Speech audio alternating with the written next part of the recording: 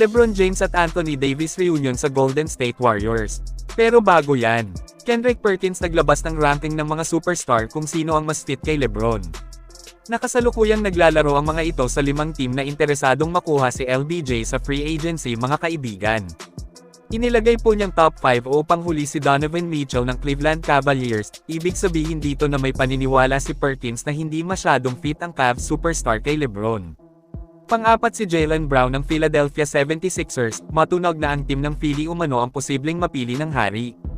Pero malakas ang kutob ko na ayaw magiging kakampi ni LeBron si Jaylen Brown, dahil sa pagde-disrespect ni Brown dito kay Bronny James noon na sinabi ba namang hindi pro si Bronny at kaya lang daw siya napasok sa liga at sa Lake Show dahil anak siya ng The King James. Nilagay niyang pangatlo si Anthony Edwards ng Minnesota Timberwolves at pangalawa naman si Giannis kung saan sinabi rin ni Perk dito na mahirap pigilan ang duo ni Giannis at LeBron. Habang nangunguna naman dito si Steph Curry ng Golden State, na kung saan ang greatest shooter po ang sa tingin ni Perkins na perfect tandem kay LeBron, na nakita naman po natin ang chemistry ng dalawa sa Olympic noon at kung papaano sila napakahirap na pigilan kapag nagsama sa iisang kupunan.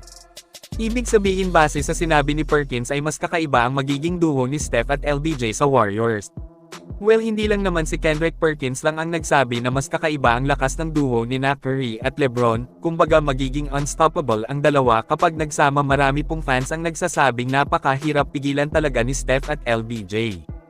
Kayo mga kaibigan, sang-ayon po ba kayo dito? Mag-comment lang po.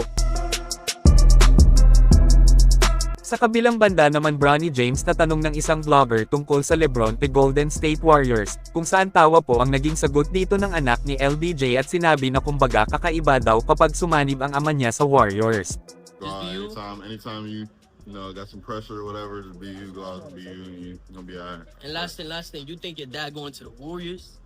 Man, I don't know where he's Come on, going, but I'd be crazy if he did. Yes, sir. Yeah, I got Appreciate you, bro. Sure. Nah, you humble, bro.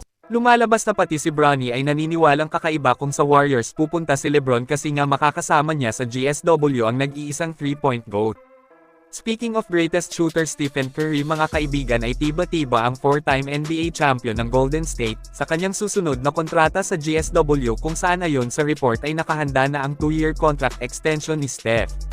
Ito po ay worth $136.7 million, so grabe ang laki ng kontrata na ito at deserve naman ni Curry sa sahod siya ng $68 million annually.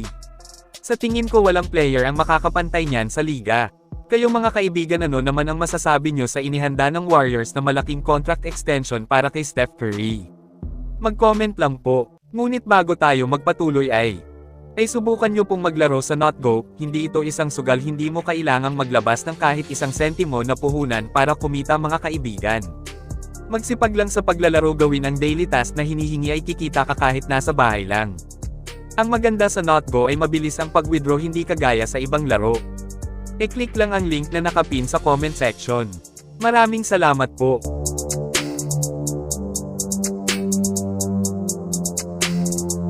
Samantala, bumalik ang ingay ngayon na posibleng mapupunta talaga ng Golden State Warriors pareho sina LeBron James at Anthony Davis.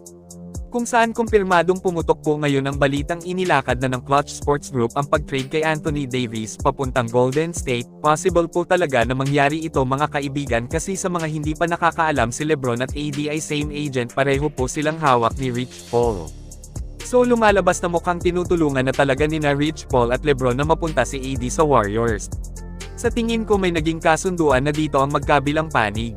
Pero yun nga, nasa GSW front office pa rin yan kung papakawalan nila si Jimmy Butler at maraming future picks nila para kay AD, at syempre pag nangyari ay matik sa Warriors magsasign ang tinaguriang The King James. Magandang balita ito para sa mga fans ng Warriors dyan. Kayo mga kaibigan, ano ang masasabi nyo kapag matuloy sina AD at LBJ sa Dubs kasama sina Steph, Draymond at Porzingis? I-comment lang po yan sa ibaba at akin pong babasahin yan.